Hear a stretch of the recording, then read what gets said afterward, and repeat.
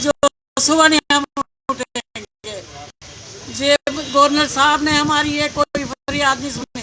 अपने हक के लिए हम लड़ते हैं, किसी को कुछ नहीं बोलते। ऐसे गवर्नर को थोड़ी सी शर्म आनी चाहिए।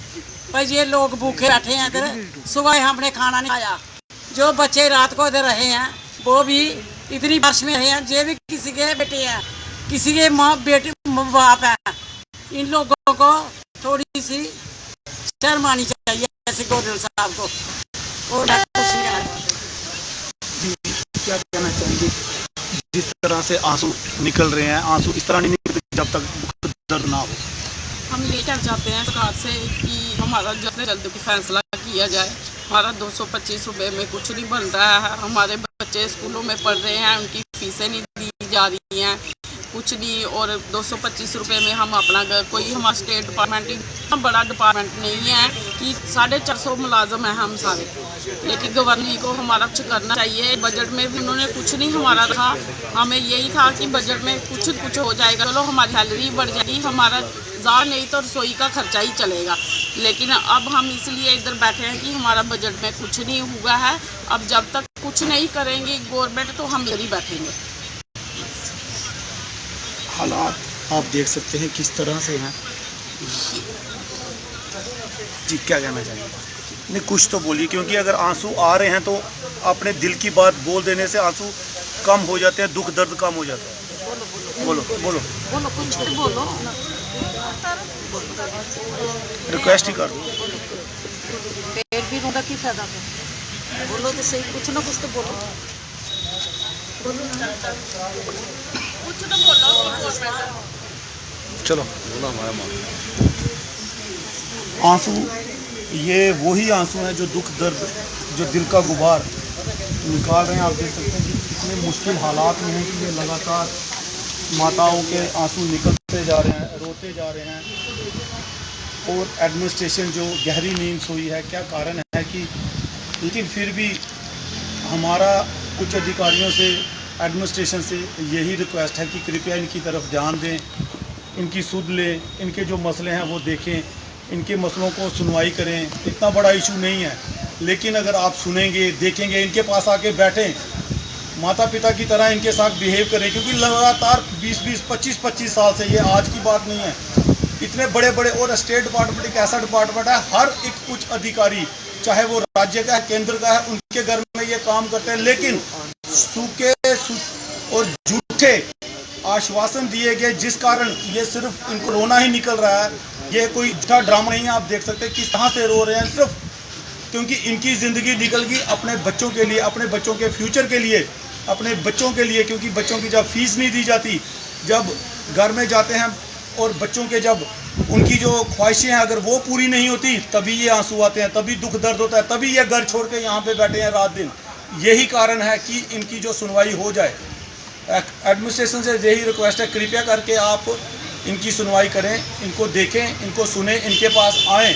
ये ना हो कि ये लगातार यूं ही बैठे रहे और कोई ना, और इनके आंसू यूं ही बहते रहें। इस चीज़ का ध्यान रखा जाए जी। क्या कहना चाहेंगे सर? मैं तो पहले आपका शुक्रिया अदा करना चाहता हूँ। वादे तो बड़े बड़े होते हैं, लेकिन निभाए अभी तक कोई वादा नहीं है। क्योंकि अभी तक हमारे बच्चे जो है वो सफ़र कर रहे हैं। हमारा भविष्य तो ख़त्म हो गया है, लेकिन आगे हमारे जो बच्चे आने वाले हैं, हमारे बच्चों का फ्यूचर जो है वो तबाह हो रहा है। क्योंकि अब गवर्नमेंट का यही मकसद है कि इनके बच्चे पढ़े ना, वो दर बदर की ठोकरें खाएं, उनको स्कूलों से निकाला जाए। क्योंकि अगर इनके बच्चे फॉरेन कंट्रियों में पढ़ रहे हैं, बड़े बड़े स्कूलों में पढ़ रहे हैं, तो क्या बोलते हैं, इनके बच्चे अच्छे अच्छे खाना खाते हैं, 5 स्टार होटलों में खाना खाते हैं। हम क्या खिलाएंगे अपने बच्चों को? 225 रुपये में तो हमें खाना पूरा नहीं होता। हम क्या अपने बच्चों को वक्त पे तो नमक और मिर्ची के साथ भी खाना खिलाना पड़ता है। क्योंकि इनको शर्म आनी चाहिए थी गवर्नमेंट को। क्योंकि हमारे बच्चे जो हैं वो भूखमरी की शिकार हो रहे हैं, भूखमरी पे आए हैं। लेकिन अब हमने एक तय कर दिया है कि भाई हम तब तक नहीं उठेंगे जब तक हमारा मसला हल नहीं होगा, जब तक हमारे मसले गवर्नर साहब हमारे मसले हल ना करें। तब तक हम यहाँ से उठने वाले हैं। हम दिन रात 24 घंटे यहाँ भूख हड़ताल पे बैठते हैं। इससे पहले भी 24 घंटे जो है गवर्नमेंट के कोठियों में, बिल्डिंगों में, घरों में सफाई कर्मचारी वगैरह दिन रात लगे रहते हैं। इसलिए हम गवर्नर से ही अपील करते हैं कि आप खाना अच्छा खाते, लेकिन हमारे बच्चों के बारे में भी सोचें जो हम नमक और मिर्ची के साथ बच्चों को खाना खिलाते हैं। और जो यहाँ पे महिलाएं हैं, हम उनसे बात करें, बहुत परेशान हैं। इसे बोलने के लिए इनको हिम्मत जुटानी पड़ती, क्योंकि आंसू इनको बोलने तक नहीं देते। सर जी, मेरी बच्ची जागृति मिशन स्कूल में पढ़ती है, न्यू प्लाट में। तो वो 6वीं में पढ़ती थी, तो लॉकडाउन की वजह से स्कूल बंद हो गए, तो अब ऑनलाइन पढ़ाई थी। तो उसके बाद अब पेपर देने से मेरी बच्ची ने, तो मैं गई तो मेरे को वहाँ का बोलने लगा हम पेपर नहीं लेंगे। तो मेरी बच्ची को आज 2 साल, दूसरा साल लग गया, उसने 7वीं में चढ़ा था, लेकिन मेरे पास खर्च था। तो मैं बड़ी परेशान हूँ। इस 6,000 में हमारा गुजारा नहीं होता, 225 रुपये में हमारा गुजारा नहीं होता। सर इतने परेशान हूँ। अब मेरे सर के ऊपर ही सारा कर है। अब मेरा बंदा दिहाड़ी नहीं लगा सकता, वो बीमार है, एक्सीडेंट हुआ, उसके बाद वो उठ नहीं सका, इसलिए करके हम बहुत परेशान हैं। गवर्नर साहब से हमारी यही अपील है कि हमें जल्दी जल्दी हमारा कुछ सोचे। 6,000 से कुछ नहीं बनता, थोड़ी और कुछ नहीं तो हमारी दिहाड़ी ही थोड़ी बढ़ा दें। आपके लिए इतनी मेहरबानी है, आपको हम दुआएं देंगे। हमारे बच्चों के लिए भी कुछ सोचे। हमारे घर में कोई परमानेंट मुलाजिम नहीं है। बड़ा धन्यवाद आपका, तो आपके माध्यम से हमारी बात वहाँ तक पहुँची। बस मैंने ये मैं आपको बता दूं कि सच में कह रहा हूँ कि यहाँ पे जब आता हूँ, इनकी बातें सुनता हूँ, तो खुद की भी आत्मा जो कांपने पड़ती है।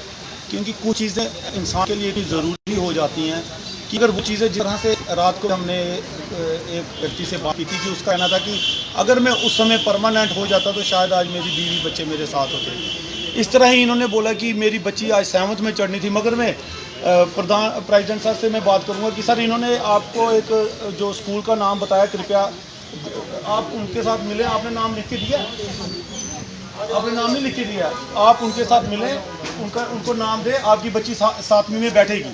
सर प्लीज़ ये नोटिस में ले लेना, जरूरी है। तो बहुत मुश्किल समय है इनको, आप देख सकते हैं कि क्या हालात हो चुके हैं यहाँ के।